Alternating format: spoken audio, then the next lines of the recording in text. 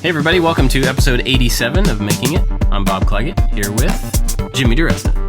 Hello everybody, how's everyone doing? Good. And David Picciuto. How are you doing? Oh, so much oomph in that. Yeah. You guys feel it? I do feel it. Good. I like how you threw it at the camera. You tilt your head back and threw it. Yeah. Cool. Well, what's going on?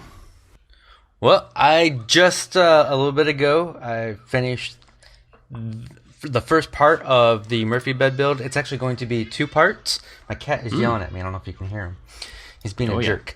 So the first part is it's up, it's functional, but we don't have a mattress for it yet, and we don't know the exact placement in the room. So there's going to be a second part of the video down the road when we do have the budget to get a mattress, and we can put some trim on there and add maybe some side shelves or drawers and finish. And I think we're going to stain it. It's made out of oak plywood, and I hardly ever stain, but I think this piece we're going to stain to make it look a little darker. And that'll all be a separate video, but the build part of the video is coming out on Thursday. And then earlier today, I put out a video on making a sandpaper organizer, and that was kind of when I was making it without any plans, and it was just kind of like let's just see what works. And I kind of felt like it was like this would have been like if I did Twitch like you, Bob. This would have been a perfect Twitch build because it was something I did in like an hour and a half, just thrown together. It didn't need to look pretty; it just needed to be functional. So that's what I'm working on. Yeah, I've done a few things like that, kind of utility stuff around the shop, and I've done those on Twitch, and it's perfect for that because, it doesn't have to be super polished. Like the product doesn't have to be polished necessarily, and it's a cool way to get feedback from people. People have given me some really good ideas and stuff like that. Oh, nice. Yep. So I know when Jimmy joined the Skype call, he was still out of breath because he was working hard. So I'm curious to know what he was working on. Yeah, well, we had a really busy few days at the house. Me and Taylor, every once in a while, we invite a bunch of people up to the house, and we could always count on like 50% of the people bailing and not showing up because it's a far ride from the city and things change at the last minute. So this time we invited a lot of people, and every single one of them came, and they all came with kids. I don't know if anybody watched my Snapchat. My friend's daughter was so adorable. She was on my Snapchat, little Mary, and they all came with dogs. So we had like 8 dogs in the house and about 6 kids running around. And you know what it's like having kids? They drink half a soda and then leave it on the table, gets knocked over, and then just run out of the room and pretend not to see it. So the house was a disaster, and neither Taylor nor I were able to do too much work because we both have a lot of work due. And so we stayed up yesterday. Yesterday we had some people stay with for the last couple of hours, and so yesterday was like a partial work day, and then today we both woke up at 8, and we've been going strong. She's working on chairs in the workshop out here, and I'm working on this trestle table that I've been working on Snapchat. If anybody saw it, it's these 2 big ash logs I've been spinning on my lathe. And I don't know if we're doing what did I learn today, but I know what I learned. I learned I need a better lathe for cutting wood. That's what I learned. Mm-hmm. So I've been scouring. Actually, in the beginning of this weekend, on Snapchat, I went and I looked at an 1870s lathe that's sitting in a junkyard, and I'm trying to find the owner of the junkyard to see if they want to sell it or at least give it away. It's 12 feet long. It's I forget the name of it. It's J.J. McCabe. J.J. McCabe, made in New York in the 1870s, 1880s. It's 12 feet long. It's about 20 inches wide. It takes a 20-inch swing, so you could put a piece of stock on there 20 inches in diameter. And it is insane. So, I don't know. That would be a cool restoration project. And I the reason I went back to look at it, I've known about it. I went back to look at it because I started thinking, wow, if I really want to spin some heavy-duty stuff on the lathe, I need a lot of power and a lot of strength, something that's not going to walk around the room. Because when you spin these logs, I was spinning 10-inch diameter logs, 24 inches long. And the slightest, if you're not spinning a really slow RPM, which gives you a really difficult, slow, arduous process to get it balanced, because it's spinning slow. You want it to spin fast so you can take off more material. But then you got to find that balancing point where it's not going to walk around the room, because everything just goes num, num, num, num, num. Anyway, I was able to spin those 2 logs, and I'm closing in on a finish of my trestle table today, and there'll be some pictures coming up soon. And that's going to be a video. And then I kind of had to put my Canon on hold to finish this video. But the Canon's moving along. Everything's inching along. And so I'm putting up a couple of repeat videos. People are getting anxious. because I haven't put up something brand new since I put up the Shaper video. But I guess it's been almost over a week to 2 weeks ago. And so it's going to be one of those things where a whole bunch of stuff comes out at once. And on Core 77 tomorrow, my video will come out. That's Wednesday. So when this airs, it will have been out. So it's not rare. It's rare that Taylor and I come up here and actually relax. We just like work the whole entire time. So today, everything's been jammed into today, so that Wednesday, Thursday, Friday, we could have some results to show our clients. So, and I'll have some videos as well. Nice. Yeah. So that's it. Still out of breath. I'm going to take a nap. Well, so a couple days ago, my next door neighbor came over. He knows that I have a shop and stuff, and he needed some help with the project. And he had this old podium that he wanted. It had the top of it was broken, and he wanted to replace part of the top to use in their synagogue. And so I was happy to help him replace this top. So anyway, worked on that, and then I was giving it back to him, and we got to talking. He owns a bunch of shops around town. They own one that's downtown in the old section of town. And he was telling me about all the stuff that's in the top of this building. He was like, yeah, we have all the stuff from the previous tenants and this and that, and there's a printing press, and there's this. And I was like, oh, really? There's a printing press. I know a guy that might be interested in that printing press. Oh, yeah? And he's like, oh, yeah, I'll take pictures and send it to you and let you know. So I may have a lead for a new press. So that means you get to come to Savannah and pick it up, and we can figure out some sort of video. Because I'm certainly not bringing it to you. Well, Friday I ran about 180 prints, about 200 prints on my machine. When it all shakes out, I know how many pieces of paper I start with, but when it shakes out, a lot of them get jammed up in the machine. So I never know my final count until I really cull the herd and take out the bad ones. But I printed this weekend, so I got that under my belt. So I'm going to have more posters available. But I did find a guy this weekend that has amazing junk. So we drove past this guy's place a couple of times, and he was never open. And so yesterday, the end of the day, my friend Layla's about to leave, and I said to Taylor, I go, hey, why don't me, you and Layla take a ride to see if that guy is open? And it was almost 7 o'clock. I'm like, there's no way he's going to be open. And we go there, and he was like working in front, dilly-dallying, and he let us in. He's like, oh, I was just about to close. Come in, hang out. And he goes, if you want, check out my barn. We hung out with him for like 2 hours. It was dark when we left. Nice. I ended up buying a bunch of stuff from him, and one of the things I bought was like, you ever see, like, I've used it in a video, it's called a slick. It's like a big giant chisel with like a long handle. It's just like a big square chisel. It's about 3 inches wide by 10 inches long. But this one, it hasn't had a handle, so the back's all mushed from people hitting it on the ferrule. And then the blade is literally snapped. Somebody used it to pry something, and it snapped and stayed bent. So the chisel literally goes up, and at a 90-degree angle, it's broken. And I looked at it. I just started laughing.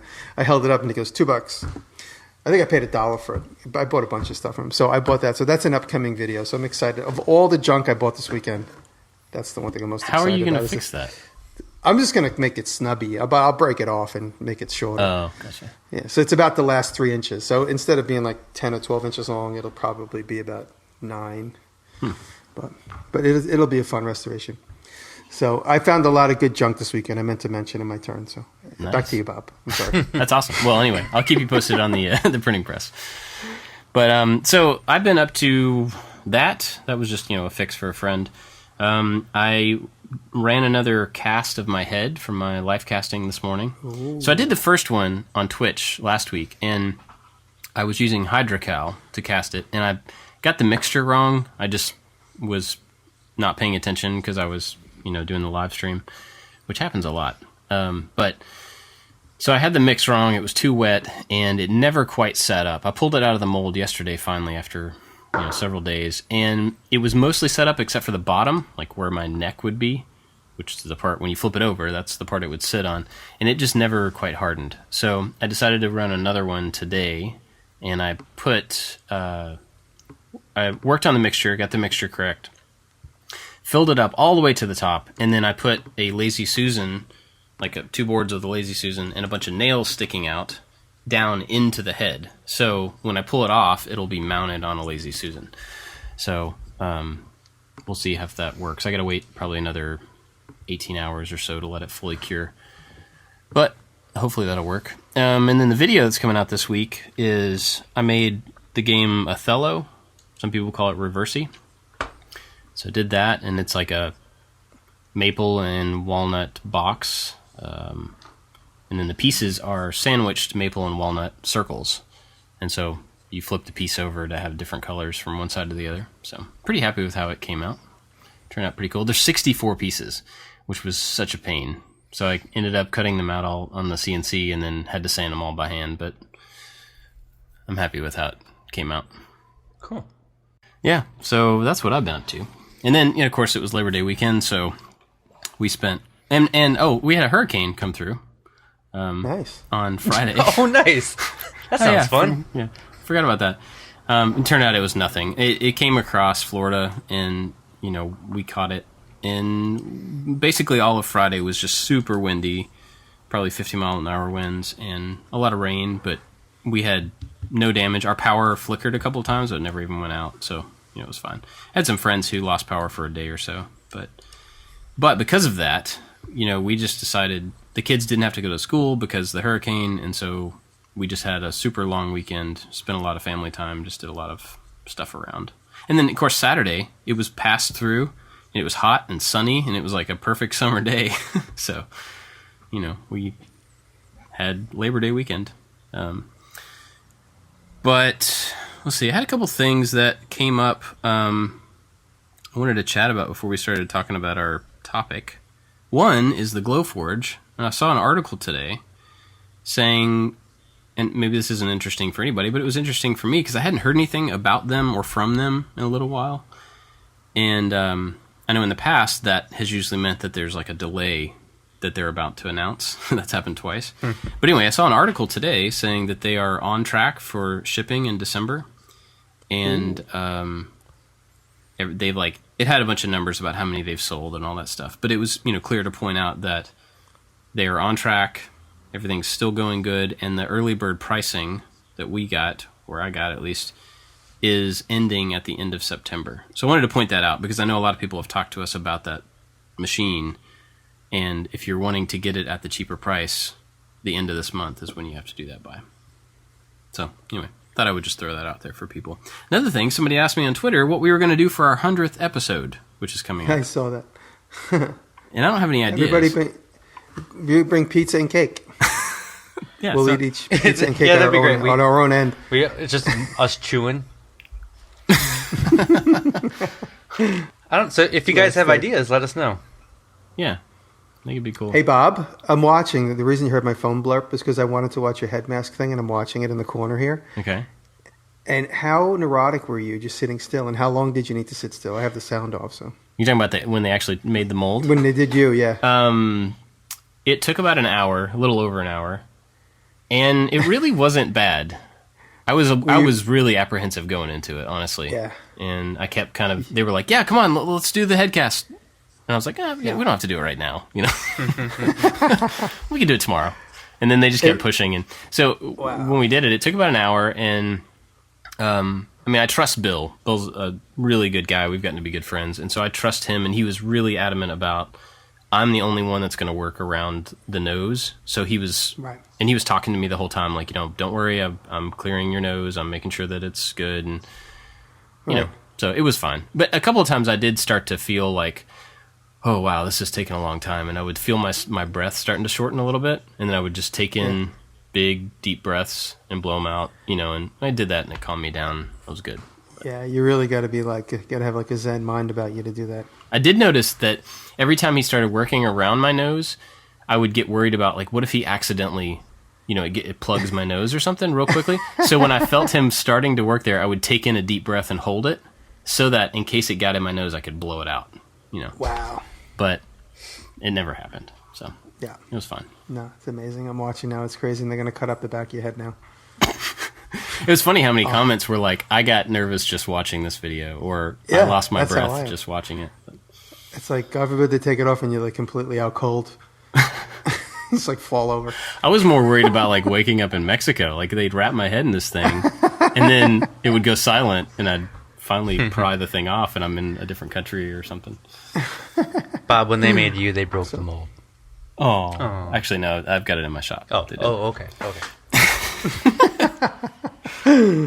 So ideas for the 100th episode, if anybody has them, tweet them at us. Yep. That'd be cool. So we don't really have a topic exactly, but we kind of have a topic. We have a starting point. Starting point. That's an excellent way to put it. And the starting point, I think, is a failure of mine. So maybe failure is the wrong word, but I've talked about before that I train for marathons. I've done 3 marathons, trained for 4, and I'm currently training for one right now that's supposed to happen in November 5th. And I've been, since before the training started, I've been dreading it. I just didn't want to. I didn't want to. It's a huge amount of time to put in. It's running 4 days a week. The long runs get really excessive on time.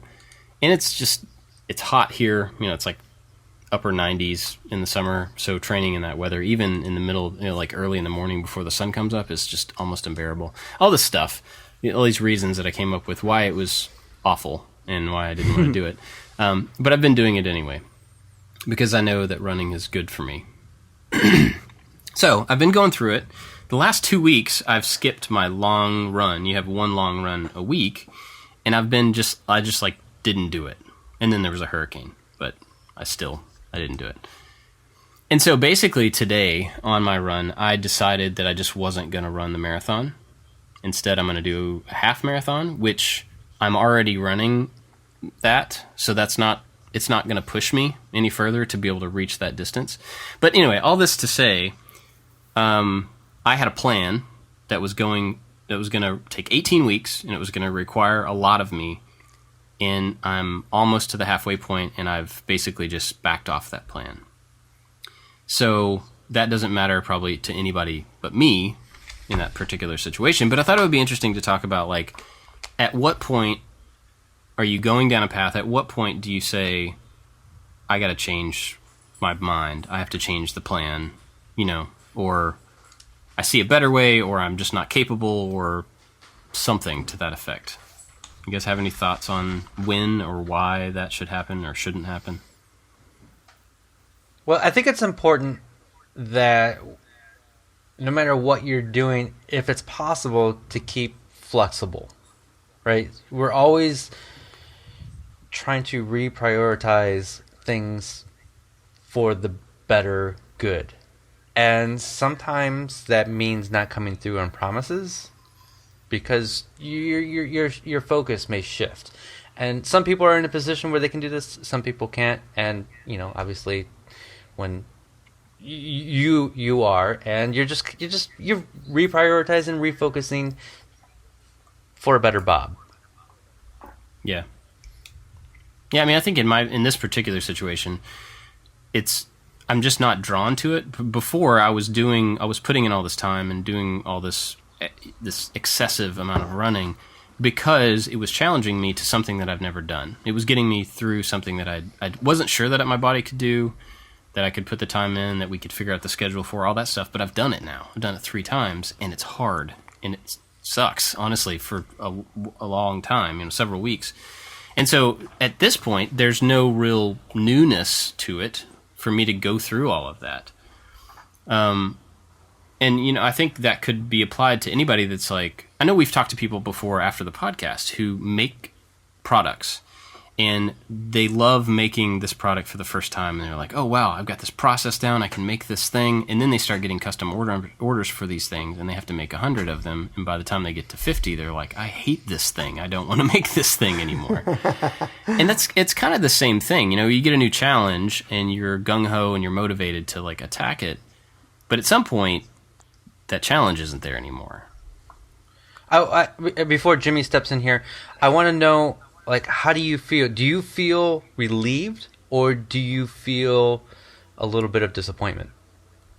Yes. I mean, honestly, I am disappointed in myself because I don't like to not follow through with anything. Like, I'm one of those let your yes be yes, your no be no type people. And if I say I'm going to do something, I want to follow through, do my best at it.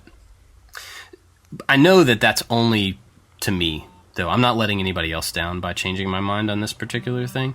So, I'm trying to temper it with that. Like, it's just my follow through that I'm hitting. The relief is, wow, I don't have to put in ridiculous amount of time every week. I can run like reasonable amounts of time, and I don't have to worry about the pain that's going to happen on this date that just like suffer. Like last year, I literally dreaded going up to that date. Like, I just don't want to do it. I don't want to do it. I don't want to do it. It hurts. It's not fun. I don't want to do it. And so now the relief is, I can go run a race that I'm not going to like feel awful that day, So it's kind of both for sure. Mm-hmm. As the older I get, the more I realize it's okay to just change course. And I mean, of course, I'm the same as you, Bob. Like I mean what I say, and I say what I mean. And I do feel that sense of failure when I decide to change plans and change my goal, especially when it's a big goal. But like I said, the older I get, the more I realize it's like you just got to switch up your priorities. Maybe work is in the way, or it's getting in the way of different type of work, or things that, your family, or more important things at that moment. But I always reassure myself by thinking, I can pick this up somewhere else down the road. And I do. There are many times where I'll put a project down and then I pick it up. Think of there's been a few of my YouTube videos that just take years to finish, or, several months. Those are just sort of metaphors that people can actually identify with because they've seen them. But many things in my life where I decide to just, you know what, let me put that on hold for a minute, and then I can pick it up somewhere else. And as long as it's not detrimental to your health or your well-being, you could always pick it up down the road. You just got to get over that little bit of sense of failure. And like you said, you really only feel that for yourself. When there's other people involved, I work my hardest to make sure that I keep my word. Right. That's the most difficult part, is when I have to like call a client and say, I know I said this, but I really have to tell you this. That's really difficult for me. I try at all costs to avoid that. I've had to do that, and that's the last resort. But when it's just me and it's a personal thing, it's a little bit easier. I kind of tend to put myself last, which isn't a great thing when it comes to priorities and that type of stuff. So, yeah, it's a learning process. Now, David, you've made a lot of changes, in your career, right? I mean, you changed careers like I did, but then even since you are doing this full time, creating content, you've made a lot of changes. And I'm not relating those to failures, but just you've decided to make a change about your kind of trajectory and how you do stuff. Yeah. What are some of like the examples of like why, and at what point you thought, I have to make this change, or was it like an experimentation, or I mean, a little bit of I needed to do this to accomplish this, and it was a little bit of experimentation. So there was the weekly wrap up show that I used to do every week, and it started to become a big thing where it was taking up a lot of time. Like, I'm watching videos every single day, I'm taking notes every single day, and I'm gathering up all this information, and then it takes me a full day to shoot and edit this thing. And I realized, like, this is only going to take me so far as what I think of as accomplishment. And I wanted to focus more on my own making and my own skills. And so I eventually had to set that aside and say, you know what, I'm only going to make videos now of me making stuff, because that's going to help me progress into a better David. And that disappointed a lot of people, and I still get comments almost on every video like, oh, I missed the wrap up. And I'm like, I'm sorry, this is what I do now. I have more when I did that, it was really fun. And then it got to a point where it kind of felt like work.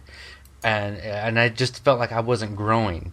And when I set it aside and I focused more on me building, I noticed my skill level just went up through the roof. My video skill level raised as well, as I'm trying to figure out how to tell stories. Instead of telling other people's stories, I now tell my own stories. And and what I do now might not be what I do a year from now. Maybe that's going to change again. And whatever, I'm always ready to pivot. I'm always ready to change what I do to make my happiness is always my end goal. And so that's what it's all about, is happiness. And right now, just building on my skill as far as video storytelling is my goal, and what I find happiness in. Yeah, I guess there's a difference. Maybe there's a difference between like something you've done as a stepping stone to get to the next, like things that are progressive versus things that are investment. Because, obviously, I think anytime you create content, you have to be in some way progressing all the time so that you're getting better at what you do. Or creating anything, creating hard goods, whatever. You still have to be getting better. I think there's another level of it, though, that's like investment into the training, like the marathon training, would be that where I've taken a block of time and taken things out of my life to make room for that block of time. And it would be kind of like, if we had built up these YouTube channels and we put all these years and time into building these audiences and doing all this stuff, and then we were like, video's not really very cool. I'm just going to, that's a huge investment to walk away from. And obviously training for a race is not the same type of investment. But I wonder if there's a difference in like how we approach things that we're invested in versus things that we're constantly evolving. Because you can evolve in a different direction. It's still evolution, right? You can change the way you're doing a video or the way you're doing a particular talent. And it's still moving forward. It's just moving in a different direction. But I think I would feel less... I'm thinking out loud here. I think I would feel less kind of like disappointed in myself, self-left, whatever, you know what I mean. If I'm moving forward, if I'm not just stepping away from something entirely. So I think that's part of what I'm trying to wrestle with here, is just the fact that it's not like I'm marathoning training and then deciding to switch directions and now I'm going to do trail running, or now I'm going to evolve this into some other thing. It's like, I'm just not going to do that anymore. That feels really weird for me. It's like unnatural for me personally. But well, it's funny. Like sometimes we give up on things just because of it's a daunting task. And sometimes I change my goal, my trajectory. For instance, if I think I'm going to do something by the springtime, I'll say, you know what, let me give myself 1 year to do that. And then I always make the metaphor of like riding a bicycle in first gear. If you're going up a tremendous hill, it's a lot of work if you're in a higher gear. If you're in low gear, if you're in first gear, you could just, do that, and then you'll get to where you're going. If you walk, like I remember realizing this once. I was walking all around San Francisco one day, and I just took these little tiny steps because I was like completely kaput at the end of this long day. And I was taking these little tiny steps, and I was like, all I got to do is just keep putting one foot in front of the other until I get to the top of that hill, and then I'll be able to walk downhill. It'll be easier.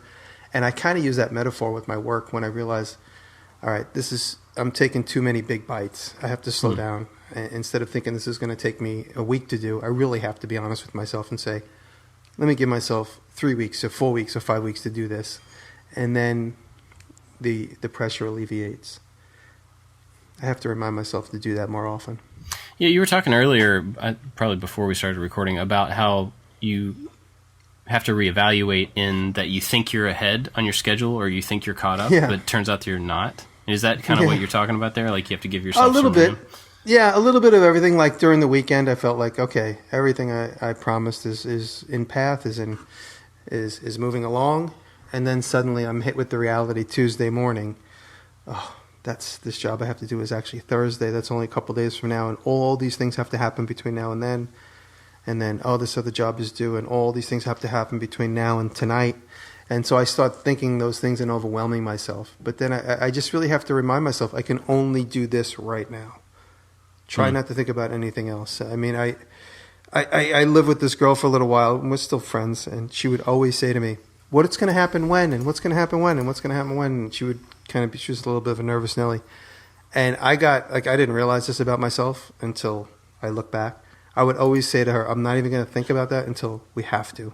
And so I developed that process living with that girl, and the idea of constantly not thinking about something unless I actually have to think about it.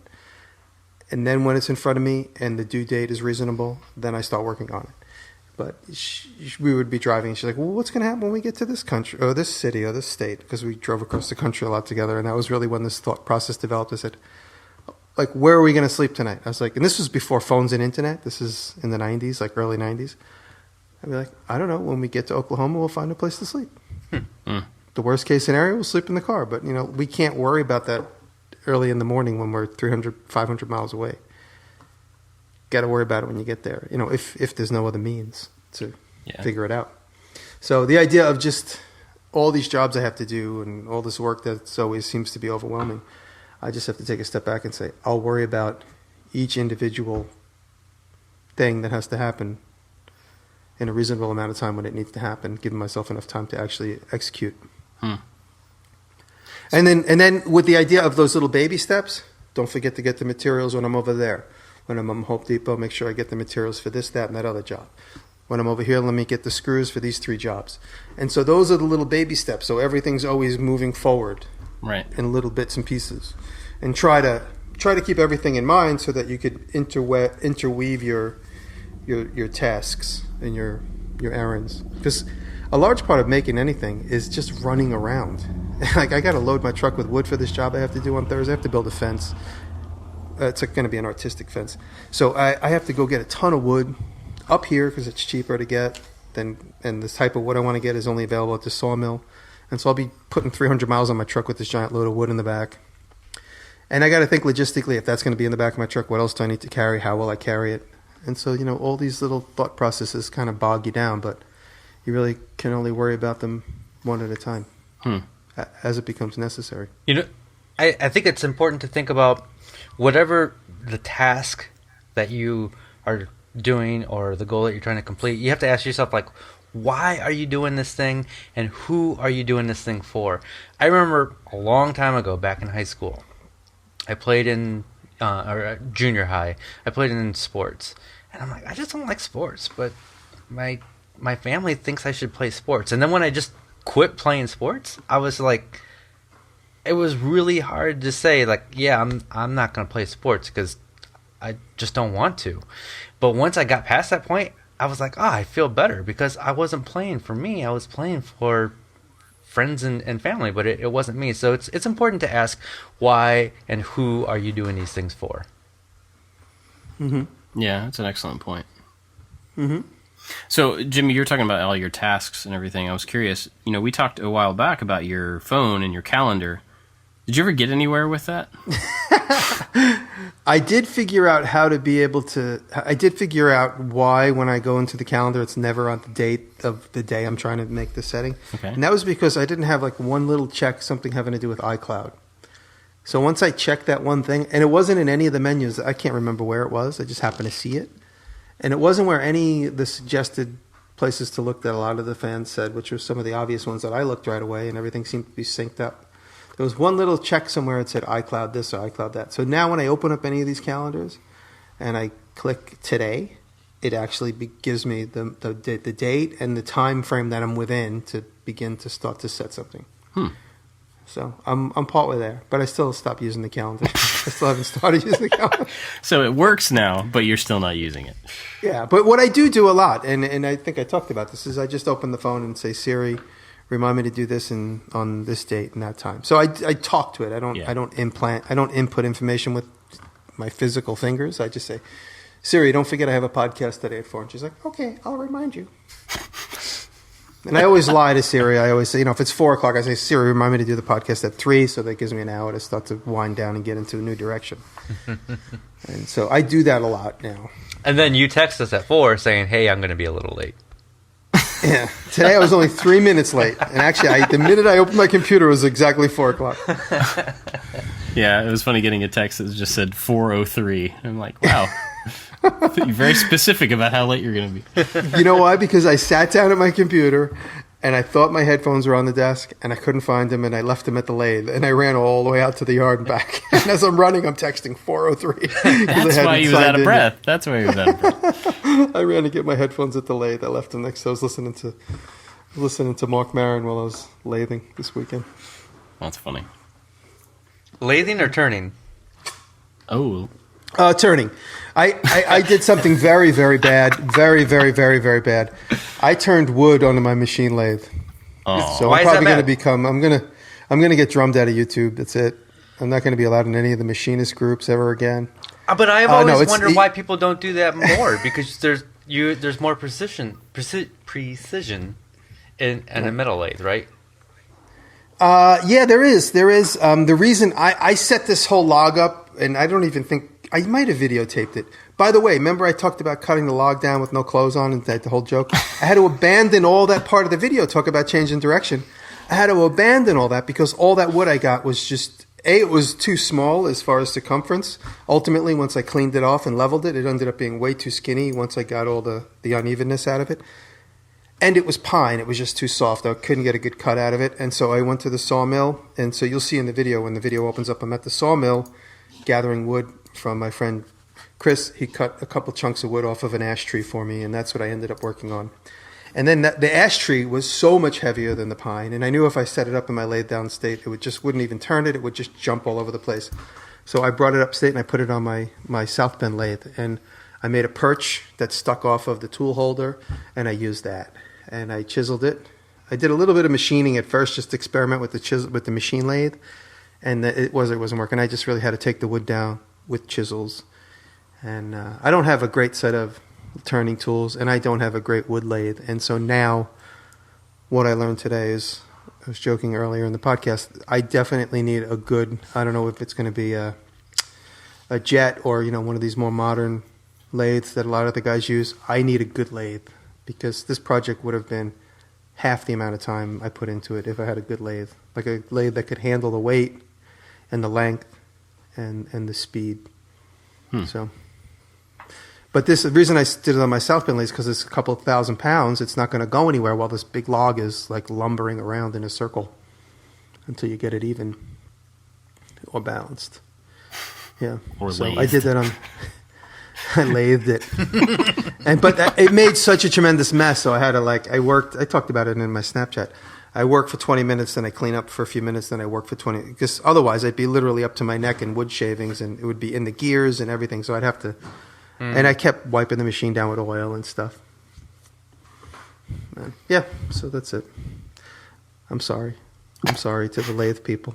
Hey, you know what? It's your lathe. You can do whatever you want to with it, man. That's right. I'll do whatever I want. I'll paint it purple. Do that. That'd be awesome. That'd be hilarious. Well, you guys have anything else on this kind of idea of changing directions, or? I'm gonna say something that's gonna be totally absurd and extreme, but as a kid I realized this. I don't know if I ever said this, but I used to always compare, like, if something feels traumatic, I'd compare it to death. I'd be like, you know what? People would say no one's gonna die, and if you really feel upset about something, you're like, oh, this is not life threatening. This is just a decision to change direction. This isn't life threatening. This isn't a decision about medical needs or anything. This is just a decision about work or personal preference or exercise or whatever it is. And so compared to that, everything's great. Yeah. Because I still got my health. And I know that sounds stupid, but when you really, people get depressed over this compartmentalization instead of looking at the whole group of boxes. Well, you said something, was it last week or the week before, and you're like, we dread this thing that's going to happen, but in an hour, that thing is going to be over with. So why are you dreading it so much? Yeah. Whatever that quote was, it's just like, I've been thinking it all day long. Yeah. It's the idea that by midnight tonight, this table that's completely sucking my life is going to be done and complete. And so I got to just don't forget, I'm just doing baby steps all day long. It's going to add up to the end point, the finished product. And then I'll be past it. It's just it's also a lot of, a little bit of, self-actualized mental stress that isn't necessary. Just is the client going to like it? It's a little bit of insecurity that I'm stressing myself out about stuff like this. Yeah, I mean, that's a really good way to look at, deciding when to make changes or what to change about, is just look ahead a couple of weeks or a day or a year or whatever and see how's this decision going to impact me at that point. Most likely it won't make a difference at all. Yeah. Yeah. There's a family member in my life who, maybe I shouldn't even be saying this, but this person gets really anxious and has a lot of anxiety over little things. And it's I always ask, what's the worst that could happen?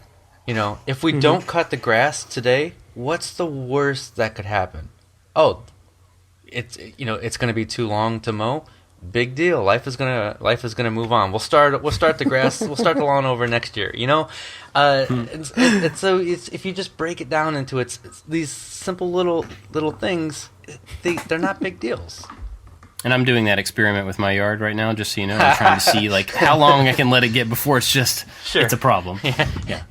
You know how you do that, by the way. If your grass is too long, just push the first push of the mower on a wheelie. Oh yeah.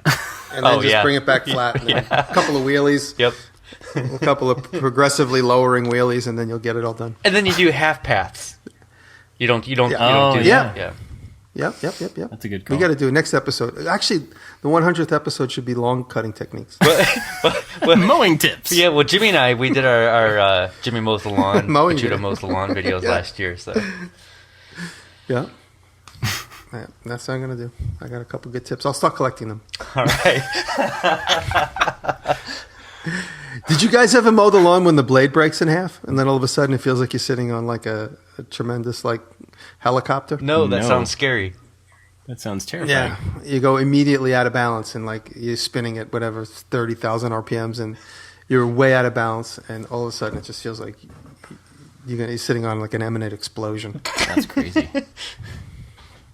I have a push mower. I mean, my yard's like so tiny, so I couldn't even use a riding mower if I wanted to. But well, I guess we've talked about that. Do you guys got anything else you want to talk about? We got some more time, or we could go short. Hey, any of you guys own a house? Yes. We were just commiserating before the podcast started about owning a house, and my house in particular is the main frame of this house was built in 1793-ish by a descendant of John Adams, apparently. What? That's what I've been told. I don't know if that's true. Larry Adams. Gary Adams. No, actually, the guy who built my house, his name was Adams. His name was John Adams, but he wasn't the John Adams from Braintree, Massachusetts, second president. He was also in the local government here. He's like a state assemblyman or something. And we found his grave. Me and Taylor went and found his grave, and we visited his grave. He died in like somewhere in like 18 something. Is it on the property? No, it's in Saugerties, which is about 20 miles away. And then we got back from the graveyard, which is about 20 miles away, and we got to the house. And I was walking around the house, and I thought I heard somebody over my shoulder say, "Hey, you!" And I turned around, and I thought Taylor was right behind me, and there was nobody behind me. And I said to Taylor, I go, "Did you just hear somebody say that?" And she's like, "It's John Adams. He followed us home. He wants to see what we did with the house." He's going to be so disappointed. No, I think he'll be happy. Oh, good. I think he'll be happy. I think he was happy, yeah. That's a true story. But we were just commiserating about how, like you guys have seen in some videos, how my paint is peeling on my house. We've booked a guy to come and paint, and he's taken a lot of time to finish up his other work. He has to decide which is important for him. And maybe I should play him this podcast, and he can come work on my house quicker than the other stuff. But my house is just never ending. It's just never ending, like fixing up. And there's like everything's covered with tarps and paint and. I have a question. Steps. So we want to sell our house in a year or two, and so there's always work to be done on any house. But when you want to sell, it like quadruples, right? So we need to completely redo our bathroom. Our bathroom is just disgusting looking, but all the trim around the house has been painted 20 times. We have solid wood doors that have been painted 20 times. Is there a safe way to remove the paint from doors like that and get into all the the curves and everything? Yeah, actually, you know what? We bought this machine. It's basically like a toaster oven with no walls. It's just this like heating element, and you put it on the paint, and it heats all the paint up. Obviously, you could start a fire with it if you're not careful. But you put it over, it's like about 5 inches by 12 inches. And it's just a big heating grill. And you hold it over the section, and it lifts all that paint up. It's smelly. You got to really do it outside. If you could take the doors off the hinges and do it outside, you're better and safer. And then with a small spatula or a paint spatula, it just peels right off. No chemicals? We did it to a couple of door jams. Nope. Wow. But, you're heating up lead paint in some cases, so you got to do it outside in a ventilated area. But it works great. And then some of the doors in my house have so much paint on them, I just can literally, if I just get a little bit of elbow grease and just get like right down to that first coat of paint and scrape it, it just chips right off. And then I got to keep a vacuum while I'm doing it because it turns into 1,000 little crumbles. And you could just get it with like a couple you get like the right angle and the right tool, you can scrape the paint right off the thing without any heat, without just some elbow grease. So it all depends on the paint and the wood, because you don't want to dig into the wood. If it's a soft door, you could obviously dig into the wood like a chisel. You just got to like find that good angle between the paint and the door and just scrape it right up. Yeah, I mean, but that's if you have a lot of paint on it. The problem areas are the panels and the little nooks and crannies to get into the panels. But, yeah, try that heat thing. I'll send you a link to it. Cool. I just got to ask Taylor what it's called, because we bought one and it's amazing. Is it an investment? Is it?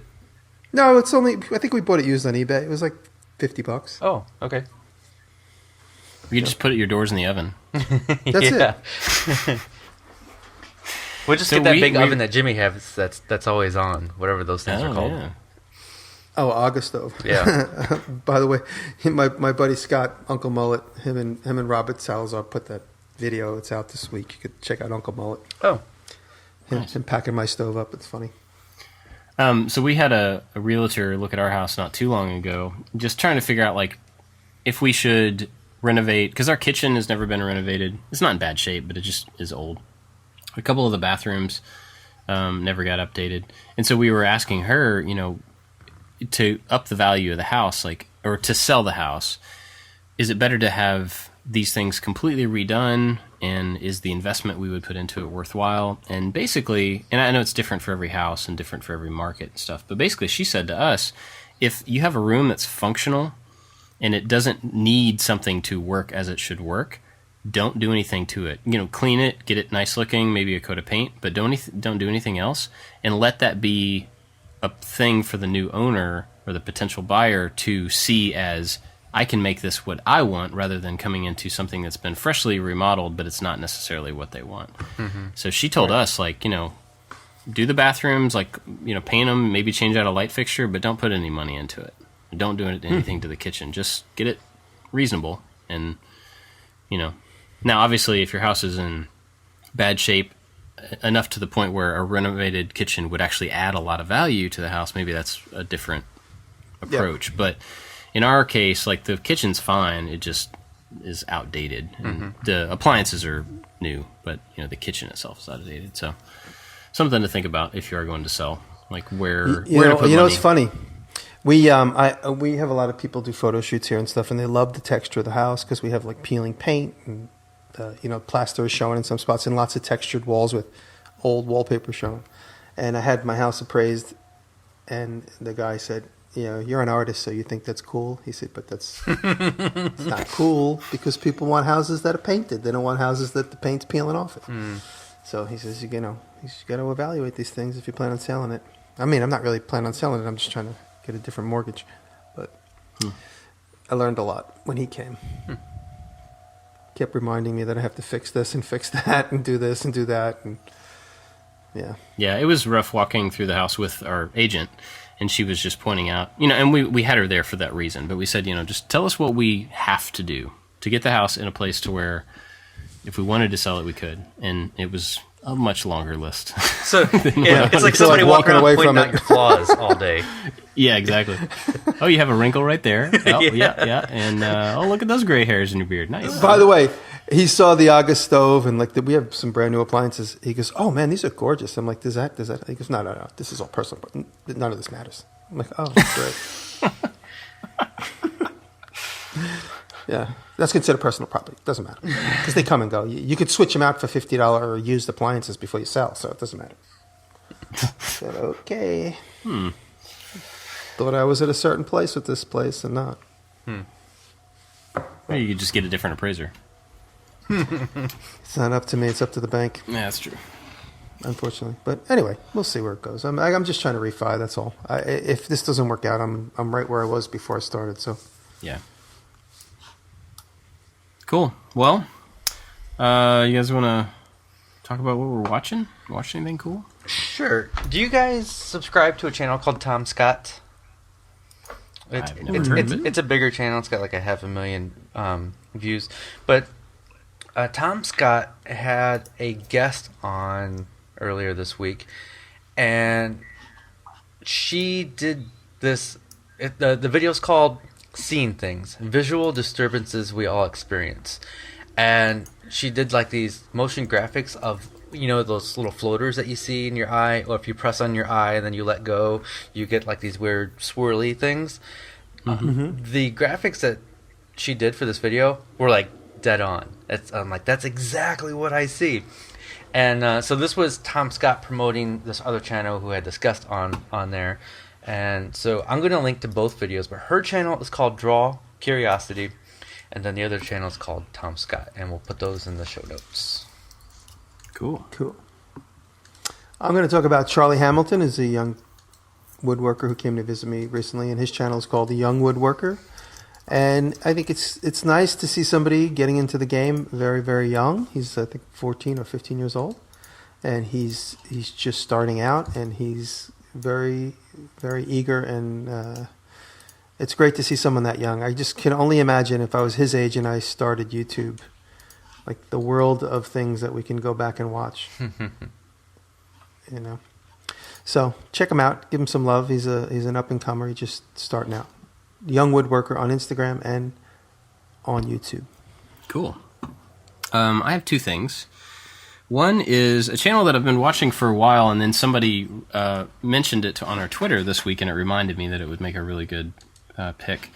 And the channel's called Rainfall Projects. Have I ever talked about him before?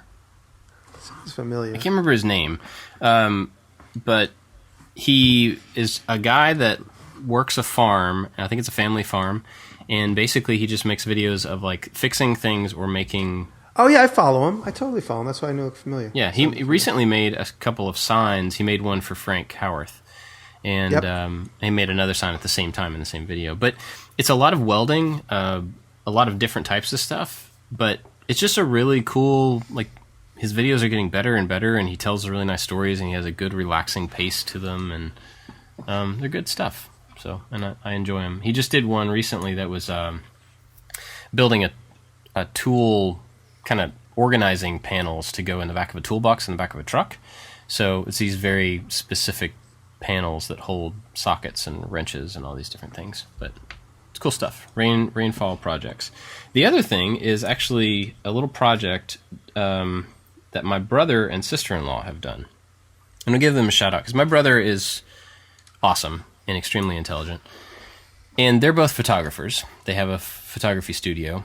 And he set up this thing in the front window of their studio. The studio is in downtown, in the town that I grew up in. And so he made this Arduino-based contraption that faces the window. And there's a frame, a big square frame facing the window. So when people walk up to the window, they put their hand up to the window, and it activates a timer that blinks this timer down, and then this frame is a light frame, and it flashes right at their face, and it takes their picture. And so it's basically like a photo booth that's on the outside of a building, even though the camera's on the inside of a building. And it's downtown where there's a lot of people walking around and a lot of events and stuff. And so he gets these just really fantastic, candid pictures of all sorts of people, and he uploads them to Instagram. So it's just really cool to see people, just different types of people reacting differently to that type of thing. So it's called the Window Booth, and it's on Instagram, so instagram.com/window booth. But I'll link to it in the description as well. Cool. In the show notes. But go check them out. Before we go, got to thank our Patreon supporters, as always, especially Make Build Modified, John Cornwell, Luis Gonzalez, and Dan Krupnik. Hope I said that right, Dan. Thank you guys and everybody else for the support here, helping us out, make the show. It's awesome. And if you want to support the show, you can go to patreon.com/makingit, or you can share the show around. Tell people about it. Buy a shirt. Give somebody a high five and tell them to listen to our podcast. I don't know. There's all sorts of ways you can help. We also should start pointing out and reminding people that at the beginning of October, there are 2 maker fairs. The first weekend, one in New York, one in Atlanta. And I'm going to be at the Atlanta one. Jimmy, you're going to be at the New York one, I assume, right? Yep. Yeah. And I think there's going to be a couple big YouTubers there. I'm not sure if I'm allowed to say it, so I was just about to say it, but the brakes just went on in my mind. Brakes. So I'm sorry, but there's going to be a couple big YouTubers from Europe there. I'll say that. At least one I know of. Yeah. European YouTuber, female. That, All right, I'll stop. That narrows it down. Yeah, so if anybody's going to be at either one of those, we'll be there. Would love to see you hang out and stuff. And I just want to say real quick that if you are in the Indianapolis area this Saturday, I will be at the Festool Connect event. This is just a new thing. I'm actually there to meet with the Shaper guys, and well, I get to see a bunch of cool Festool tools as well on there. So if you're in the area, come out and say hello. Awesome. Cool. Well, I guess that's it for this week. Unless you guys got anything else? Nope. That's it. No? Cool. Thank you very much, everybody. Thanks for listening. See you next Thanks time. for listening. You're all pointing at me. I love you.